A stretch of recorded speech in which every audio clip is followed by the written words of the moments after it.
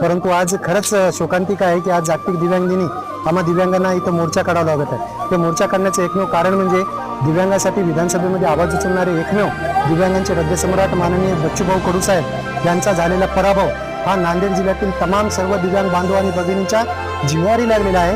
ह्या जिव्हारी लागलेला प्रश्न म्हणून उद्भवल्यामुळे आज दिव्यांग संघर्ष समिती महाराष्ट्र राज्य, दिव्यांग वृद्ध निराधार मित्रमंडळ महाराष्ट्र राज्य आणि दिव्यांग आघाडी मुखेडसह सकल दिव्यांग संघटनांच्या वतीने आज हा आक्रोश मोर्चा काढण्यात आलेला आहे। या आक्रोश मोर्चामध्ये आमची मागणी एकच आहे की दिव्यांगांचे हृदयसम्राट जे आहे माननीय बच्चूभाऊ कडू साहेब यांचं राजकीय पुनर्वसन करण्यात यावं आणि मंत्रिमंडळामध्ये त्यांना स्थान देण्यात यावं। त्याच्यानंतरचं जो आमची मागणी आहे ती दिव्यांग सुधारित ऍक्ट 2016 ची काटेकोरपणे अंमलबजावणी करण्यात यावी। ज्याप्रमाणे मुख्यमंत्री महोदयांनी या महायुती सरकारने माझी लाडकी बहीण योजना राबवली तसेच माझा लाडका दिव्यांग योजना राबवून आज दिव्यांगाला संजय गांधी निराधार योजनेतले मानधन 5,000 रुपये करण्यात यावं आणि